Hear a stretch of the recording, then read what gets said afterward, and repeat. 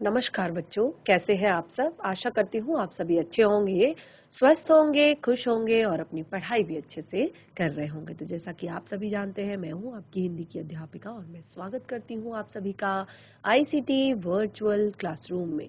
और आज हम यहाँ पर एकत्रित हुए हैं पढ़ने के लिए क्लास 10th की हिंदी। क्लास 10th की हिंदी में हम पढ़ रहे हैं अपनी हिंदी व्याकरण का टॉपिक पद परिचय। तो पद परिचय में अभी तक हमने संज्ञा, सर्वनाम, क्रिया के पद परिचय यहाँ पर पढ़ लिए हैं और आपने देखा कि पद परिचय अभी तक का सबसे ज्यादा महत्वपूर्ण टॉपिक है, सबसे ज्यादा महत्वपूर्ण पार्ट है हिंदी व्याकरण का, क्योंकि इसके अंतर्गत सारे जितने भी टॉपिक है वो सभी आ जाते हैं और उन सभी को आपको क्लियरली पढ़ना पड़ता है, सभी के भेद आपको जानने पड़ते हैं, विद एग्जाम्पल्स के साथ आपने समझना होता है, क्योंकि तभी आप पद परिचय दे सकते हैं। और पद परिचय क्या होता है ये अब आप क्लियरली समझ चुके हैं, क्लियरली जान चुके हैं कि किसी भी वाक्य में जो शब्द प्रयोग किए जाते हैं तो वो वाक्य में प्रयोग करने के बाद कुछ व्याकरणिक नियमों से बंध जाते हैं और उन्हीं को पद कहा जाता है। उसके बाद उन्हें शब्द नहीं, उन्हें पद कहा जाता है और उन्हीं पदों का पूर्ण व्याकरणिक परिचय देना पद परिचय कहलाता है। अब ये व्याकरणिक परिचय आप जान चुके हैं कि क्या होता है, यानी कि आप उसकी परिभाषा, आप उसके भेद, आप उसके वाच्य, आप उसके कर्ता के साथ संबंध, आप उसका वचन, आप उसका लिंग, सारी चीजें आप यहाँ पर क्लियर करते हैं। तो आज का टॉपिक को हम कंटिन्यू करते हैं, चलते हैं स्मार्ट बोर्ड की तरफ। बिल्कुल रेडी हो जाइए कॉपी पेन पेंसिल लेकर। सभी बच्चे ध्यान पूर्वक पढ़ेंगे और समझने का प्रयास करेंगे। तो हमने अपने लास्ट सेशन में यहाँ पर पद परिचय पढ़ रहे थे। हम आपके यहाँ पर जो हम पद परिचय पढ़ रहे थे वो पद परिचय हम पढ़ रहे थे क्रिया का पद परिचय। तो क्रिया का पद परिचय पढ़ने के लिए, क्रिया का पद परिचय पढ़ने के लिए हमने सबसे पहले यहाँ पर आपको क्रिया किसे कहते हैं वो हमने बताया, और साथ ही धातु क्या होता है, क्रिया का जो मूल रूप होता है वो धातु कहलाता है, वो हमने यहाँ पर पढ़ा। तो जैसे खा, जा, नहा, सो, लिख, पढ़, चल, तो ये सब क्या है, क्रिया के मूल रूप है। तो जब हम धातु में, जो धातु होता है उसमें जब हम ना शब्द जोड़ देते हैं, ठीक है, धातु में जब हम ना शब्द जोड़ देते हैं तो क्रिया का सामान्य रूप बन जाता है, क्रिया का सामान्य रूप बन जाता है, जैसे पढ़ और ना, पढ़ना, ठीक है। इसी तरह से लिख, ना, लिखना। तो ये हम यहाँ पर, और उसके बाद हमने कहा कि दो आधार पर जो क्रिया है उसको दो भेदों में बांटा गया है, क्योंकि हम जब पद परिचय देते हैं तो हमें शब्द का भेद बताना होता है कि ये कौन सा इसका भेद है। तो यहाँ पर दो भेदों में हमने बांटा है। तो सबसे पहले कर्म के आधार पर, तो कर्म के आधार पर दो भेदों में बांटा है, अकर्मक और सकर्मक। अकर्मक यानी कि जहां पर कर्म उपलब्ध नहीं होता है, अर्थात बिना, कर्मक अर्थात कर्म के। इसी तरह से सकर्मक, जहां पर कर्म उपलब्ध होता है उसको सकर्मक कहा जाता है। एग्जाम्पल्स आपके सामने हैं, एग्जाम्पल्स आपके सामने हैं शब्द जैसे हंसाना, रोना, भागना, दौड़ना, कूदना, उछलना, बैठना। तो अगर आप यहाँ पर देखेंगे कि कोई कर्म नहीं है, जैसे आप कहेंगे जोर से रोना, तो जोर से शब्द जो है वो आपका विशेषण है। तेजी से दौड़ना, तेजी से भागना, जोर से कूदना, ऊंचा उछलना, तो ये सब क्या है, विशेषण है। लेकिन सकर्मक क्रिया को जब आप पढ़ेंगे तो सकर्मक क्रिया में पढ़ना, पढ़ने में क्या पढ़ना, पुस्तक पढ़ना, ठीक है। उसके बाद लिखना, पेन से लिखना, कलम से लिखना, पेंसिल से लिखना। खाना, खाने में कुछ भी आपका यहाँ पर टॉपिक हो सकता है, कर्म हो सकता है, ठीक है, खाना खाना या सेब खाना, केला खाना। इसी तरह से पीना, पीना दूध पीना, पानी पीना, जूस पीना, बनाना, कुछ भी चीज बनाना। तो यहाँ पर जहाँ पर कर्म उपलब्ध रहता है उसको सकर्मक क्रिया कहते हैं, उसको क्या कहते हैं, सकर्मक क्रिया कहते हैं। तो दूसरा है यहाँ पर रचना या बनावट के आधार पर, दूसरे तरीके से यहाँ पर बांटा गया रचना या बनावट के आधार पर।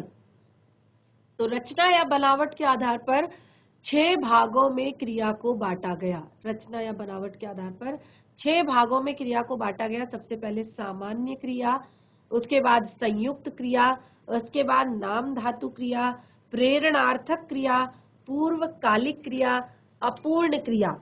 तो ये सारी चीजें हम आपको पिछले सेशन में अपने एक्सप्लेन कर चुके हैं। ये सारी चीजें हमने यहाँ पर पढ़ ली हैं कि किसे कहते हैं सामान्य क्रिया, किसे कहते हैं संयुक्त क्रिया, किसे कहते हैं नाम धातु क्रिया और किसे कहते हैं प्रेरणार्थक क्रिया तथा पूर्वकालिक एवं अपूर्ण क्रिया।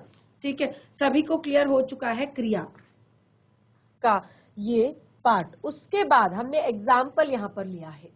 एग्जाम्पल में हमने लिया बच्चे गेंद खेलते हैं। बच्चे गेंद खेलते हैं। तो अगर हम यहाँ पर इसका पद परिचय देते हैं, अगर हम इसका पद परिचय देते हैं तो सबसे पहले ये आता है कर्म के आधार पर क्रिया। ठीक है, इसमें आता है कर्म के आधार पर क्रिया का डिवीजन। तो इसमें यहाँ पर सबसे पहले आएगा सकर्मक क्रिया। क्योंकि अगर हमने कहा, अगर हम सिर्फ इतना कहते कि बच्चे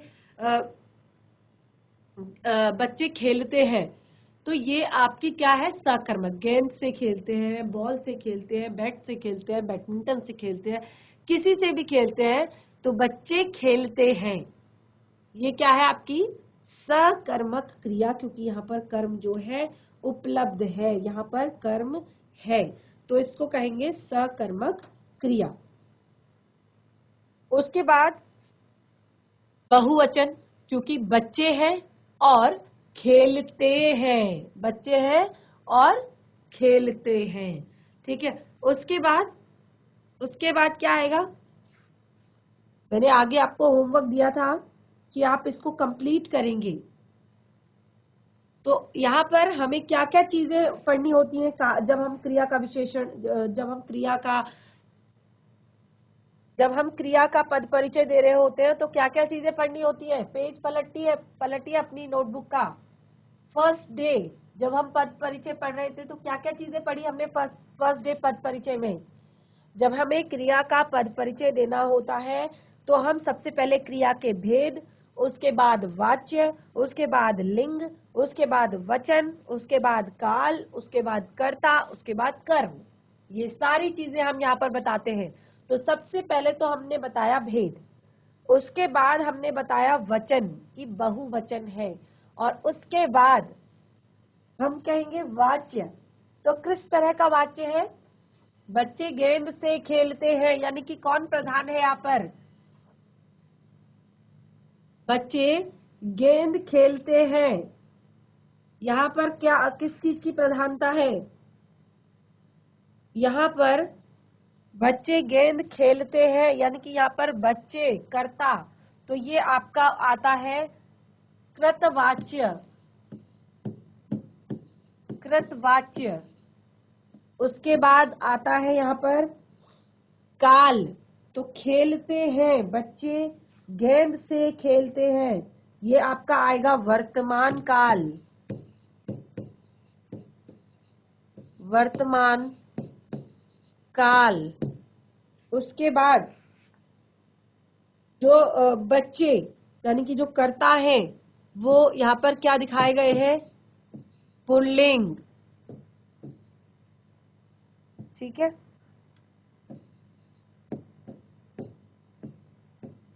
तो इस तरह से यहाँ पर हमने सबसे पहले भेद बताया, वाच्य बताया, लिंग बताया, वचन बताया, काल बताया, और कर्ता। कर्म क्या है, कर्ता है बच्चे और कर्म है गेंद। क्लियर सभी को, बच्चे क्या है, कर्ता है, आप लिखेंगे यहाँ पर बच्चे कर्ता है और गेंद कर्म है। ठीक है, तो क्लियर हो गया, जिसने होमवर्क में किया था वो सेम है, इसी तरह का आपने होमवर्क किया है, इसी तरह से दिया है आपने पद परिचय, सकर्मक क्रिया, बहुवचन, कृतवाच्य, वर्तमान काल, पुल्लिंग, गेंद, बच्चे है कर्ता, गेंद है कर्म। ठीक है, तो ये है आपका क्रिया का पद परिचय। बहुत अच्छे से यहाँ पर क्लियर कर लिया। और अभी यहाँ पर हमने एक चीज और आपको बताई कि काल। ठीक है, काल हमने यहाँ पर और चीज एक आपको यहाँ पर बताई, क्योंकि क्रिया में आपका काल भी जरूरी होता है। अब ये क्रिया कब कंप्लीट हुई है, ठीक है, तो काल आपको पता है कि काल जो है वो तीन टाइप के होते हैं। सभी को पता है कि काल के तीन भेद होते हैं। काल के तीन भेद होते हैं। कौन कौन से तीन भेद होते हैं काल के? वर्तमान काल,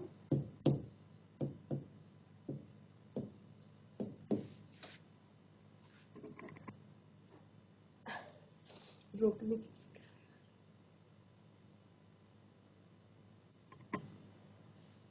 वर्तमान काल,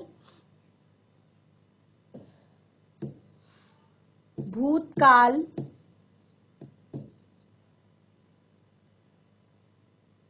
भविष्यत काल।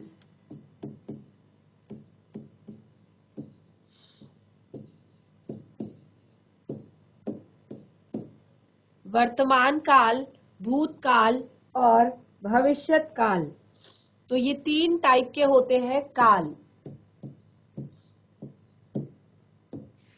अब देखिए,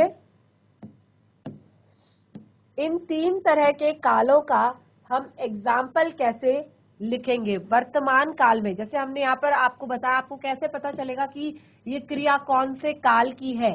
ठीक है, तो वर्तमान काल में अगर हम पढ़ शब्द को लिखेंगे तो हम लिखेंगे पढ़ता है। ठीक है,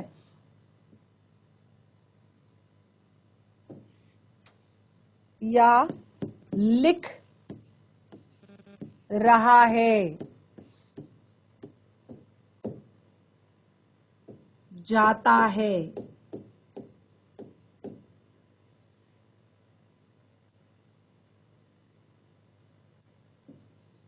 उड़ रहे हैं।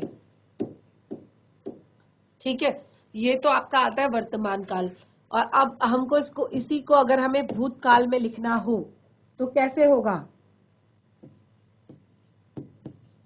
पढ़ती थी या पढ़ते थे।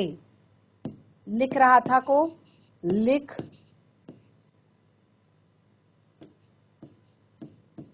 रही थी या लिख रहा था। ठीक है, जाता है को जाती थी या जाता था। उड़ रहे थे को उड़ रहा है को उड़ रहे थे। इसी तरह से भविष्यत काल, पढ़ेगा,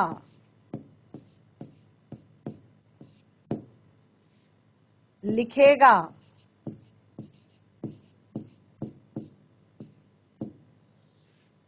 जाएगा,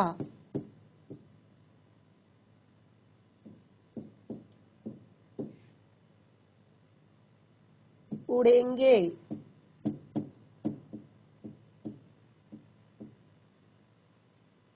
आदि। तो आपको ये सारी चीजें क्लियर हैं। काल जो होते हैं ये आपने पहले पढ़े हुए हैं, यानी कि काम के होने के समय के विषय में आपको बताते हैं। ठीक है, क्रिया तो पता है कि काम के करने या होने का बोध कराती है, और ये काम के होने या करने के समय का बोध कराता है कि किस समय पर काम हो रहा है। ठीक है, तो वर्तमान काल की बात है यहाँ पर। वर्तमान काल में जो शब्द है पढ़, तो उसको उसमें हम लिखेंगे पढ़ता है। ठीक है, उसी को भूतकाल में लिखेंगे पढ़ता था। भविष्यत काल में लिखेंगे पढ़ेगा। ठीक है, वर्तमान काल में लिख को लिख रहा है, लिख रहे थे या लिख रहा था। आगे भविष्य में लिखेगा। इसी तरह से जाता है, जाते थे, जाता था, जाएगा। ठीक है, तो सारे यहाँ पर क्लियर आपको कर दिए गए हैं। इस तरह से क्रिया जो है वो हमारी क्लियर हो चुकी है। क्रिया के भेद हमारे क्लियर हो चुके हैं। तो अभी आपको यहाँ पर मुझे ऐसा नहीं लगता कि आपको क्रिया का पद परिचय देने में कोई दिक्कत या परेशानी आने वाली है। इस तरह से आगे बढ़ेंगे। विशेषण का पद परिचय। तो विशेषण का पद परिचय पढ़ने के लिए हम क्या करेंगे? नंबर 4 है हमारा विशेषण का पद परिचय। विशेषण का पद परिचय। अब आपको यहाँ पर विशेषण का पद परिचय देना है। तो विशेषण के पद परिचय के लिए भी सबसे पहले आप तो शुरुआत में हमने जो यहाँ पर पद परिचय जो हमने शुरुआत में लिखा था, तो उसके लिए जो हमें कुछ बातें याद रखनी थी, वो बातें क्या है? तो वो बातें हैं, सबसे पहले हम विशेषण का भेद लिखेंगे, उसके बाद लिंग, उसके बाद वचन, उसके बाद विशेष्य, यानी कि जिसकी विशेषता बताई गई है। ठीक है, जिसकी विशेषता बताई गई है तो उसको हम करेंगे। तो सबसे पहले देखिए विशेषण क्या होता है। आपको विशेषण की परिभाषा क्लियर होनी चाहिए, तभी आप विशेषण को पहचान पाएंगे, और उसके बाद उसके भेद क्लियर होने चाहिए, तभी आप उसका भेद बता पाएंगे। ठीक है, तो विशेषण किसे कहते हैं? संज्ञा और सर्वनाम की विशेषता बताने वाले शब्दों को विशेषण कहा जाता है। ठीक है, जब भी संज्ञा या सर्वनाम की विशेषता बताने वाले जो शब्द होते हैं उन्हें विशेषण कहा जाता है। और विशेषण के भेद, देखिए विशेषण के भेद, क्योंकि जब तक आपको भेद क्लियर नहीं होंगे, विशेषण के भेद, कौन कौन से भेद हैं विशेषण के? विशेषण के 4 भेद हैं। अब ये 4 भेद कौन कौन से हैं? एक बार लिख लेते हैं। गुणवाचक,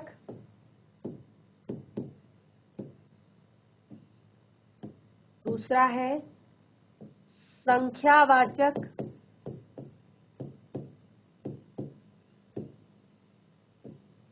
तीसरा है परिमाणवाचक,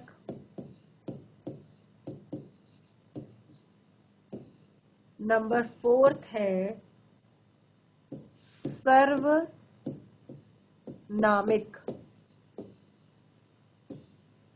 तो ये 4 आपके विशेषण हैं। गुणवाचक विशेषण, संख्यावाचक विशेषण, परिमाणवाचक विशेषण, सर्वनामिक विशेषण। ठीक है, अब हम गुणवाचक की बात करते हैं। तो गुणवाचक विशेषण क्या होता है? देखिए गुण में आपकी वो सारी चीजें आ जाती हैं, जैसे रंगीन, हवादार, गर्म, ठंडा, शांत, विशाल, कुशल, आलसी, या साइज। देखिए सारी चीजें आ जाती है इसमें। गुण आ जाते हैं, दोष आ जाते हैं, रंग आ जाता है, रूप आ जाता है, साइज यानी कि आकार इसमें आ जाता है। तो ये सारी चीजें आ जाती हैं गुणवाचक विशेषण के अंतर्गत। ठीक है, जैसे रंगीन, कलर की बात अगर करें, या हवादार,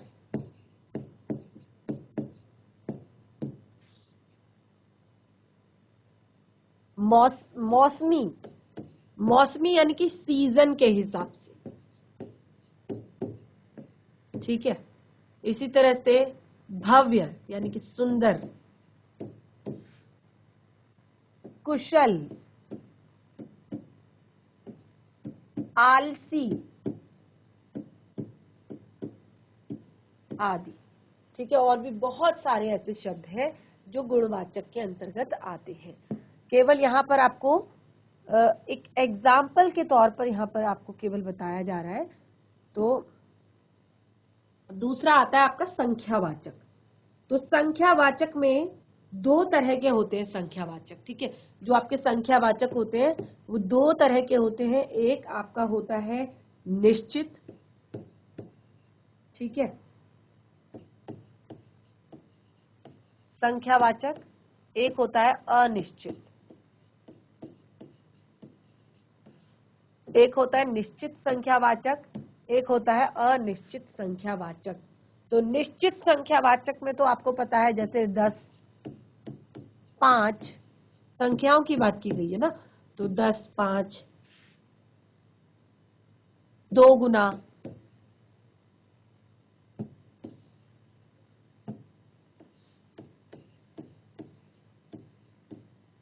2 गुना, या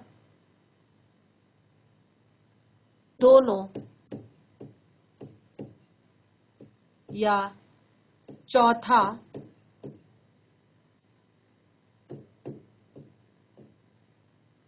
या प्रत्येक। तो यहाँ पर आपको क्लियर है कि संख्या कितनी है, ठीक है, यहाँ पर आपको क्लियर है कि संख्या कितनी है। अब अनिश्चयवाचक में, अनिश्चयवाचक जहाँ पर आपको संख्या पता नहीं है, तो उसके लिए आएगा कुछ, कई, अनेक, बहुत से,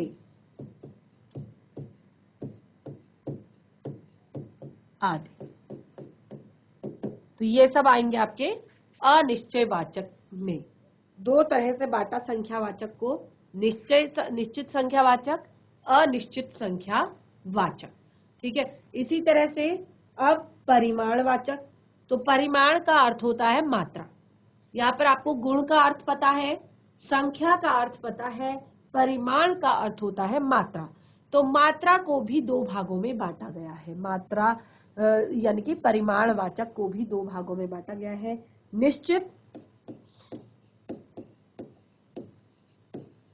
परिमाणवाचक, अनिश्चित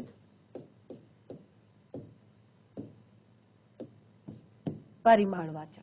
क्लियर? निश्चित परिमाणवाचक और अनिश्चित परिमाणवाचक। परिमाण यानी कि मात्रा, तो जहां निश्चित मात्रा होगी उसको निश्चित परिमाणवाचक, जहां पर मात्रा निश्चित नहीं होगी उसको अनिश्चित परिमाणवाचक, ठीक है। 1 मीटर,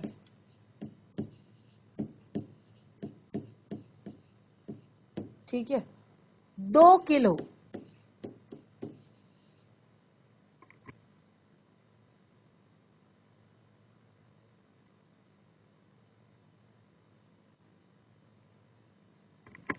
1 मीटर, 2 किलो,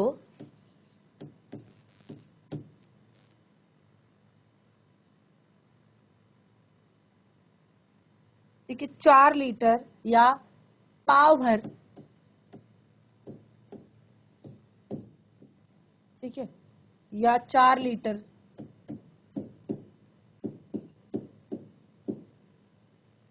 तो ये आपका है निश्चय।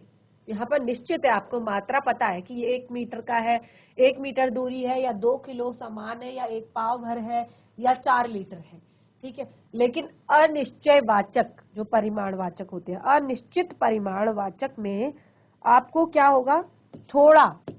अब कितना थोड़ा वो आपको नहीं पता, ठीक है, जरा सा। अब कितना जरा सा ये आपको नहीं पता। अधिक, अब कितना अधिक, 1 किलो से अधिक है। अब 1 किलो से कितना अधिक है ये आपको नहीं पता, ठीक है। कम, 1 किलो से कम, तो 1 किलो से कितना कम है ये आपको नहीं पता है, ठीक है। तनिक, तनिक का मीन्स भी वही होता है, थोड़ा सा, जरा सा, बिल्कुल थोड़ा सा। तो कितना वो निश्चय नहीं है, इसलिए इसको कहा अनिश्चयवाचक, अनिश्चित परिमाणवाचक। क्लियर? उसके बाद आता है सर्वनामिक। उसके बाद आता है सर्वनामिक विशेषण।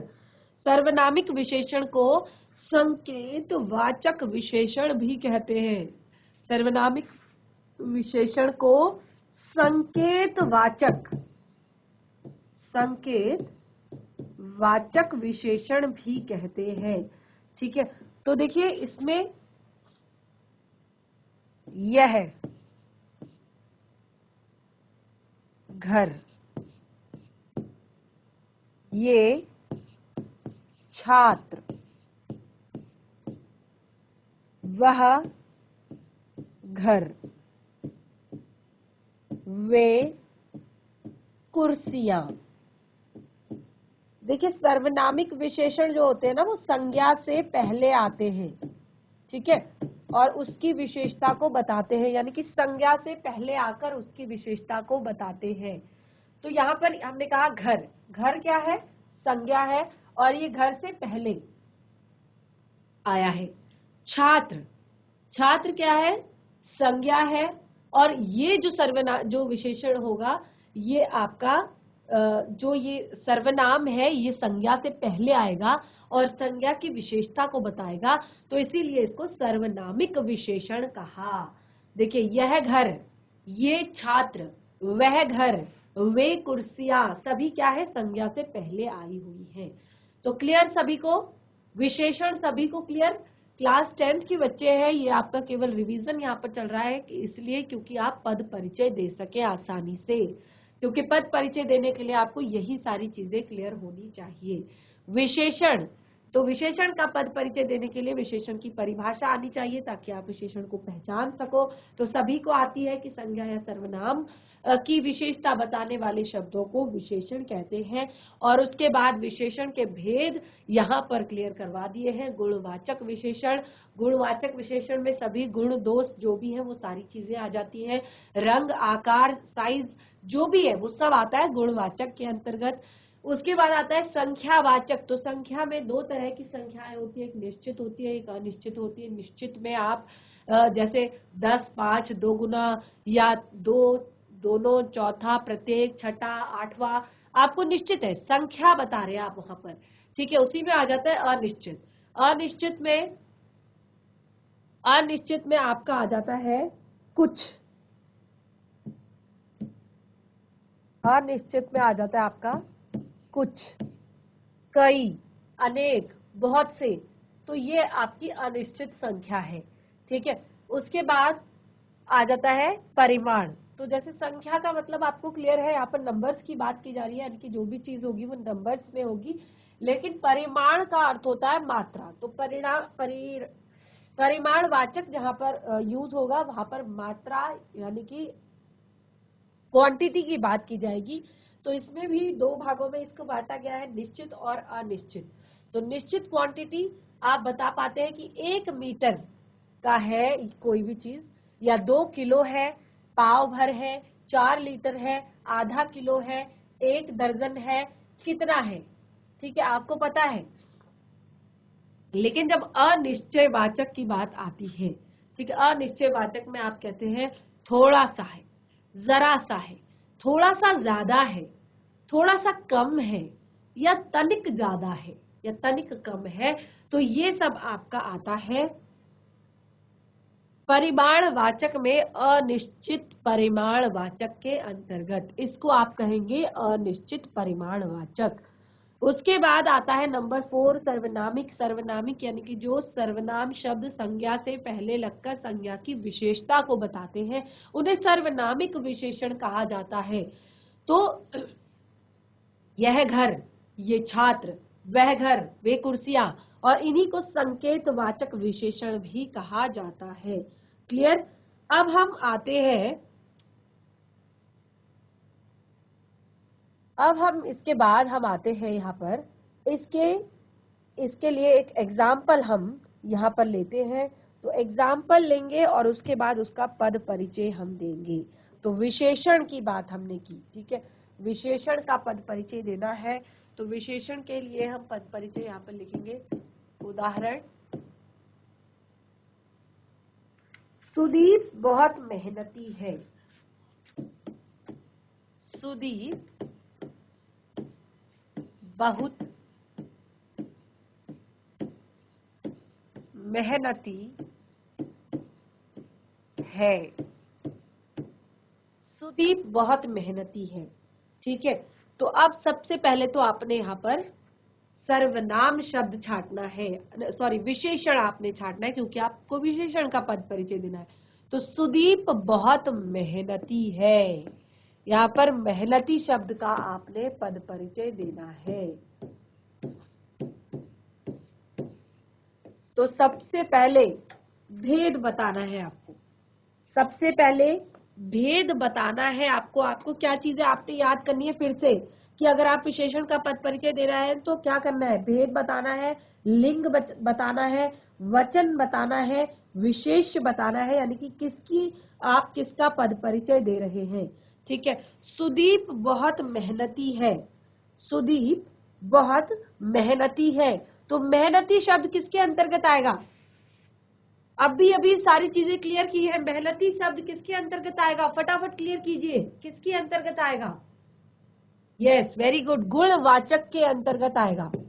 गुणवाचक, हमने कहा कि किसी भी व्यक्ति के गुण दोष, जितने भी गुण दोष है, रूप रंग आकार जैसा भी है उसका, तो वो सब आता है गुणवाचक के अंतर्गत।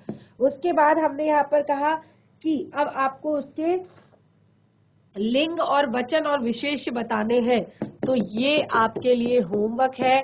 आप लिंग वचन और विशेष इसके लिखेंगे। उसके बाद नेक्स्ट सेशन में हम इससे और भी ज्यादा एग्जाम्पल से क्लियर करेंगे। तो बच्चों, आज हमने यहाँ पर विशेषण के पद परिचय को पढ़ा, विशेषण के भेदों के बारे में जाना और विशेषण के जितने भी भेद हैं उनको बहुत अच्छे से क्लियर किया। तो आज का सेशन बहुत ही ज्यादा इंटरेस्टिंग था, बहुत ही ज्यादा इंपॉर्टेंट था, तो इसको घर पर जरूर रिवाइज करें और जो भी होमवर्क आपको यहाँ पर दिया गया है उसको करने का प्रयास करें।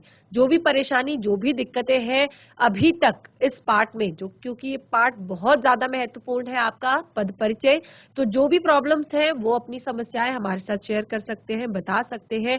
आपकी सभी समस्याओं का समाधान किया जाएगा। अगर कोई टॉपिक रिवाइज करना है तो वो भी आप बता दीजिए, उस टॉपिक को रिवाइज कर दिया जाएगा और आपका जो नेक्स्ट सेशन होगा उसमें हम इस टॉपिक को आगे कंटिन्यू करेंगे। तो अपने होमवर्क को करें। आज का सेशन हमारा यहीं पे समाप्त होता है। तब तक के लिए धन्यवाद। आपका दिन शुभ हो।